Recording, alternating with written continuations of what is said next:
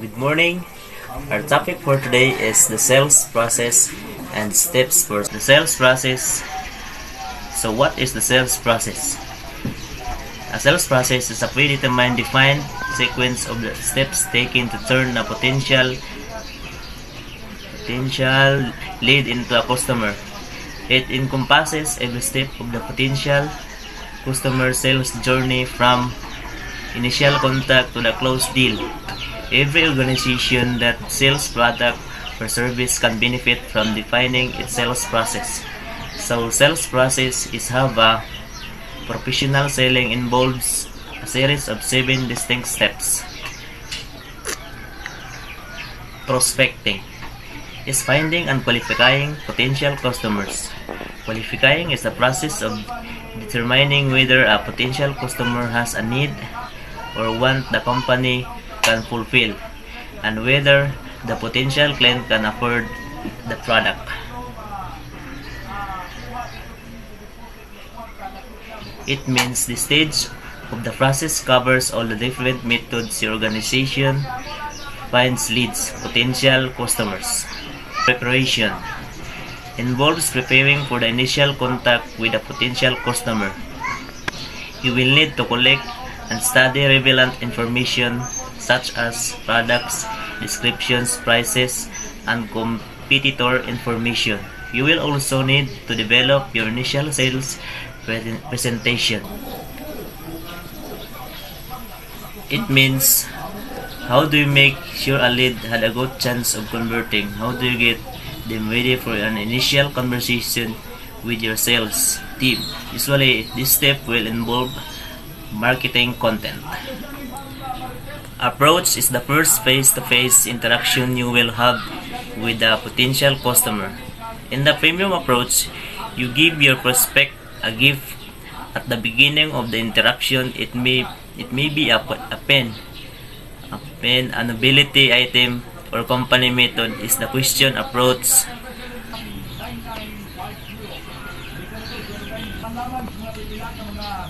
Approach is the first face-to-face interaction you will have with the potential customer.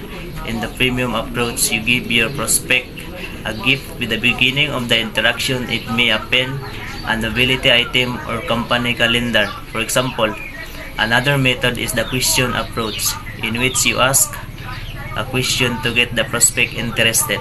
Go. For example, would you have a problem making a 15% annual return or an investment? You may also use the product approach, in which you give the prospect a sample to review. The idea behind of all the approaches is to get the prospect involved in the interaction quickly. It means how does your sales team initially contact a potential customer? Is presentation is actively listening to the needs and wants of the potential customer and demonstrating how your product can meet those needs and wants. Hence, the steps covers your sales team's initial pitch to a lead, creating collateral and slides decks. Would you have an example of initiative supporting this step of the sales process? Is handling objections is an important part of the process. Objections can be used because they tell salesperson what to focus upon in addressing a prospect concerns. Successful salespeople learn how to overcome objection through preparation and having the right information at hand to address them. It means research into a customer potential objection and drafting common responses are covered by the steps. Next is closing. Involves identifying closing signals from the prospects that indicate its decision time. There are different approaches to closing. In the alternative choices clause, you assume the sales and offer prospect a choice such as, will this be a cash or credit transaction? An extra inducement clause involves you offering something extra to get the buyer to agree, such as discount or a free product. In a standing room only close, you inform the prospect that time is of the chance because some impending event such something extra buyer to agree, such as a discount or a free product. In standing room only close, you inform the prospect that time is of the essence because some impending event such as a price increase will change the means what's involved in closing a potential deal. Maybe a security reviews need to happen, an external team as take care drafting the contract. Last is follow-up. Is building a long-term relationship with your customer for purposes of repeat sales. For example, you make contact with the customer sometimes after the purposes. It means the sales process does not end when you successfully close a deal. What can your sales team to prevent their newest customer from beginning an ex-customer? Better yet is the referral process to turn one new customer into many. Good morning, I'm Geraldine Egan and my topic is about prospecting guidelines. But before that, I would like to define first what is prospecting. So traditionally, prospecting referred to the search for minerals such as gold. As business terms, the idea remains the same, to strike gold in a warm sales lead. So you are unraveling someone's pain that makes them as your target market to whom you'll sell the product or services which are first designed to satisfy their needs that gives them the comfort. So in prospecting, there are guidelines to be followed in order for a salesperson to close a deal. First is to customize or choose a prospect method that fits the specific needs of your individual firm. So as a salesperson, you have to identify who your target market. After identifying the target market, you can now start prospecting them. You can use technology as your tool to find your prospect customers through social media like Facebook, Instagrams, Twitter, and any kind of social interaction. Also, you can use CRM software or customer relationship management for managing all your company's relationships and interactions with customers and potential customers. So, the further discussion about this prospecting method will fully discuss later on. So let's move on to the second guide, which is to concentrate on high potential customer before you move to the lower potential. As a salesperson, your time should be spent on the most qualified leads or the high potential customer. You must give your time the most in courting them for you to close the deal. This is very important to categorize leads based on their conversional potential for you to know who are most likely to buy your products or services. And you will always call back on prospect who did not buy. You cannot assure that your prospect customer will purchase your product and services, but mind this, that he can turn failures to another opportunities. So you should not stop there, because you should give them follow-up connection and call back your prospect and turn their fears to rest, fulfills a needs, answer questions, and sets the lead up to conversion. So as a salesperson, you should make it as easy as possible for the lead to turn into revenue generating customer.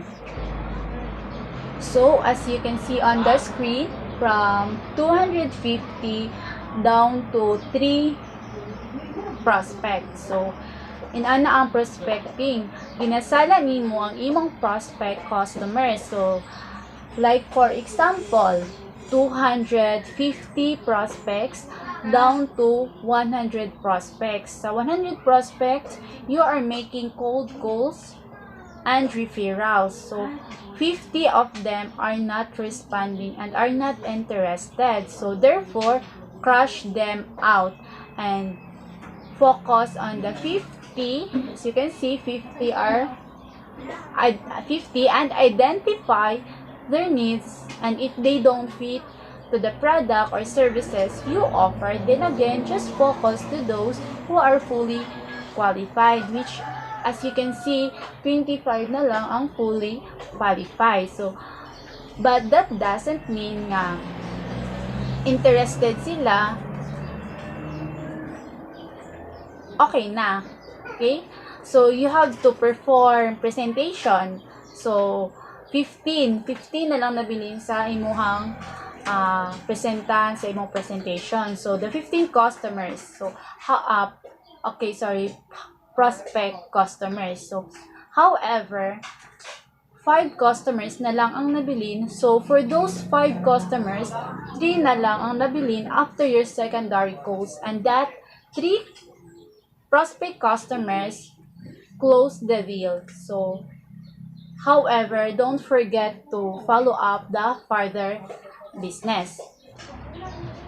So, let's move on to the prospect pool. So, as you can see, there are 4 prospect pool here: the leads, the referrals, orphans, and your customers. So, unsa day ni sila? So, again, unsa di ang prospect pool? So, ang prospect pool is a type of information that you need in order to accurately sell your product or services. So, first, let's discuss the leads. So, unsa day ni si leads, no? So, leads, these are people and organizations you know nothing or little, but these people shows interest in a brand or services which makes them a potential customer. So, as a salesperson seeking for a customer, you need their information to accurately sell your product or services. Referrals. Unsa din ni say referrals? So, it is a prospect recommended by an existing customer or someone who is familiar with your products or services. These are the customers who satisfied your product or services, and because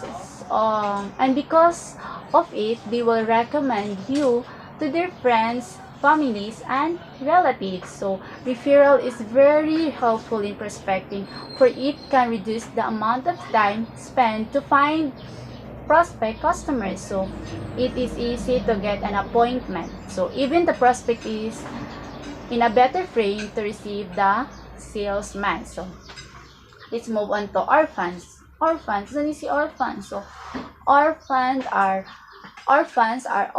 customers are those who have got part way from through sales cycle, but for some reason have been abandoned. So, as a sales buyer, if someone abandoned you, you will lose interest to them even you are willing to purchase. So, this happens when the salesperson may be overloaded or went to a holiday or leave the company, or that's where an orphan. So, think of it, diba? Kung ikaw ang customers, when a salesperson comes along and rescue them, their gratitude to the salesperson may oblige them to give consideration to what the salesperson has to say above and beyond what they normally give. So, if you are a salesperson, it is your lucky day to find a customer. So, your customer. So, din yung customer, again, sa din si customer. So, si customer is the most important prospect, for they have known you and your product or services offered. So, they know you of how you operate, how they satisfy them, you know them, how to satisfy them, and you know what they needed. So, you know their personal information, their wants, needs, which would be your card for future sales. Okay, now let's talk about referral cycles. So, referral cycles are among the most valuable prospecting methods used by a salespeople. It takes place when an existing customer provides the name and contact information of a prospect to his sales rep. So basically, when you are a salesperson, usually you ask referrals, right? So however, it's up for them to give you the information. So you must motivate them and be kind in every aspect for you to gain their trust. And the simplest way to do this is to give them their satisfaction of the product or services you offer. So, just like for example, nalipay kaayo imong customers sa imong product or services, then you can now tell them that if they benefited on it, whom else do you know who would appreciate that benefit? So, this gives your customer reason to think na they are helping those they refer. So now you get the information you ask from your customer's referral. But that doesn't mean that you are sure that 100% they will like your products or services you offer. So you make a research about their needs, their wants, for you to have an accurate presentation. To have an accurate presentation. So this is called pre-approach. So as you can see on the chart again, the referral cycle, the first is the pre-approach. So pre-approach is the first stage. Again, it's the first stage in referral cycle, the stage in which a salesperson prospect for a new account's qualities and the qualities of the prospect customers and prepare to make contact with your client. So pre-approach enables to know beforehand the needs and requirements of the prospects in the most detailed manner possible. So this would be very helpful to get further insight into the customer so that it can select the best approach for the individual prospect. So it will also prevent making serious mistake during sales presentation kay nag-research naman ka about sa imuhang prospect customers. So let's move on to the presentation. So sales presentation, yes, when you are doing your presentations, you are persuading your prospects. So you will present to them the benefits they ilang makuha sa imuhang products, and it will help them also to heal the pain. So because in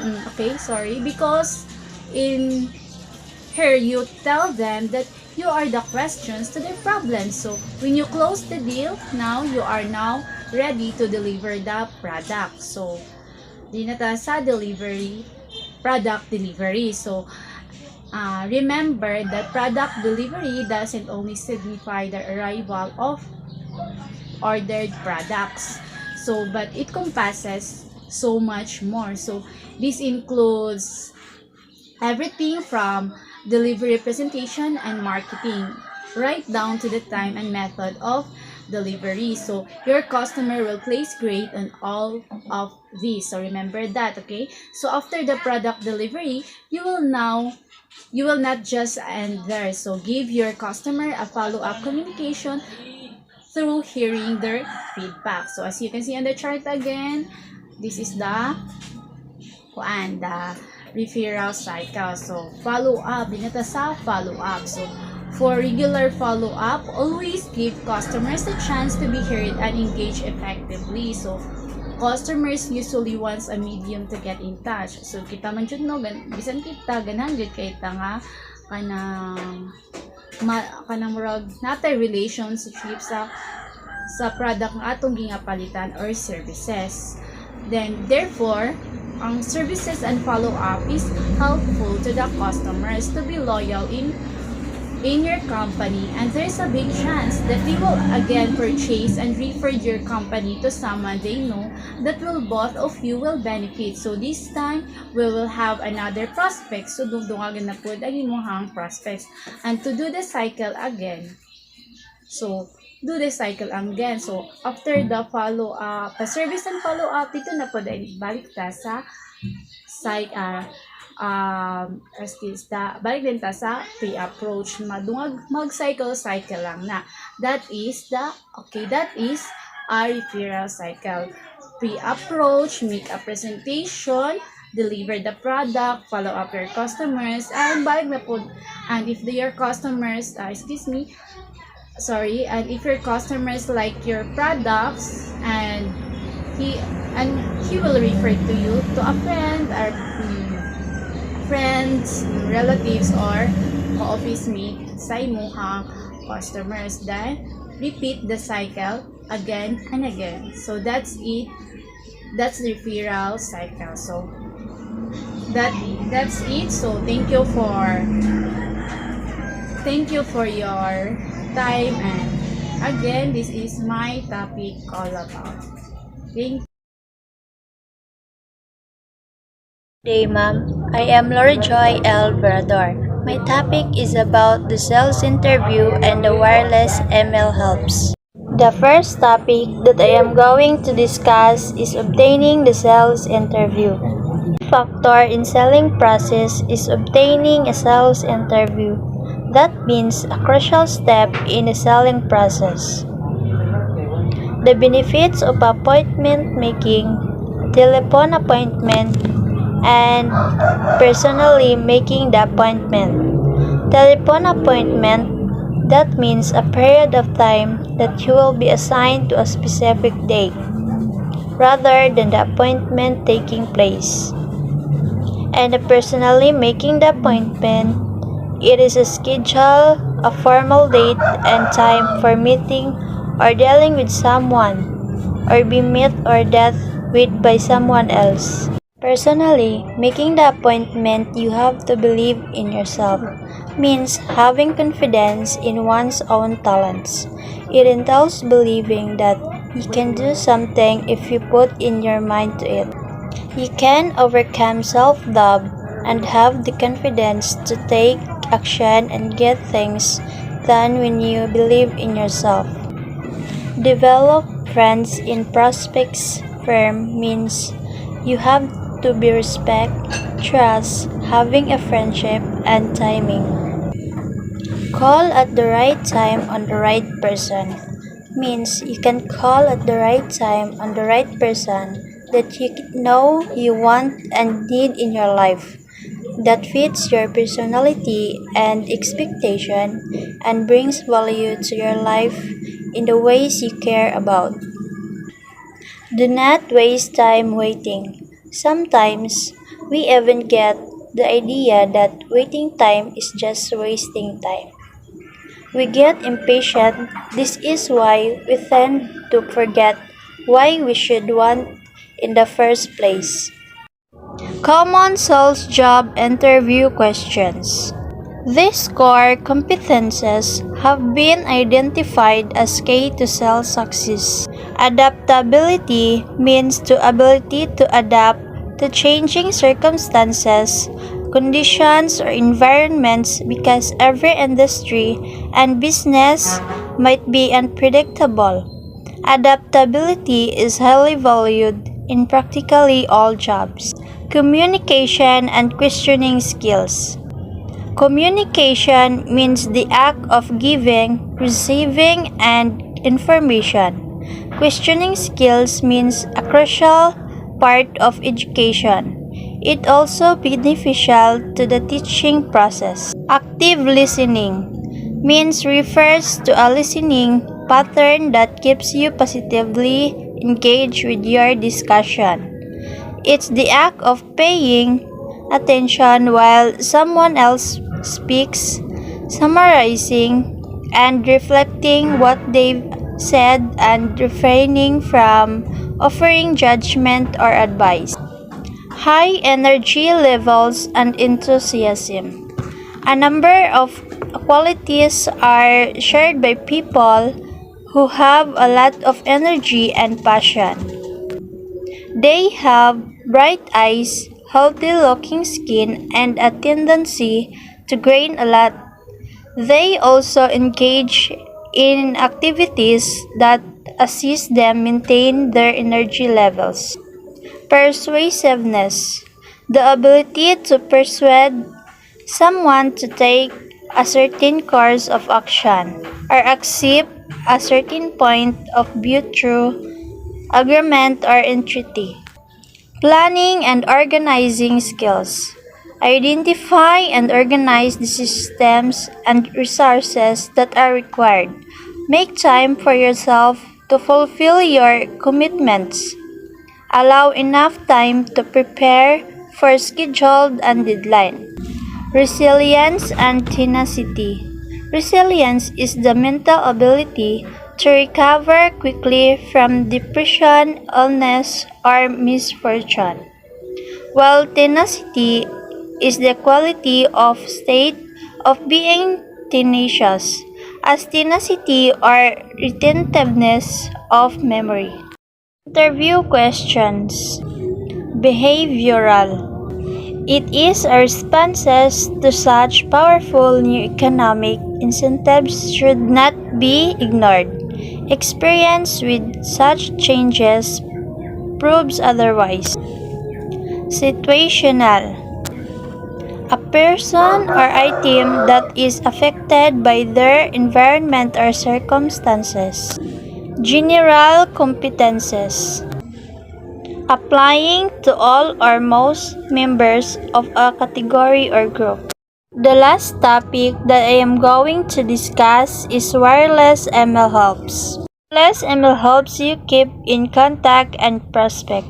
No one needs constant contact with the home office, customers, and prospect more desperately than a sales representative.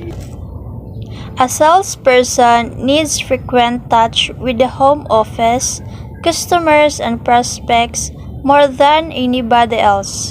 Email appending. Use quality data to reach target audience. To reach your target audience, you must first define your target audience. And for this, you need to understand your customers. Increases response rate. Don't clog up the survey with irrelevant questions. Send an email or a paper notification in the case of paper survey to participants informing them that they will be getting your survey.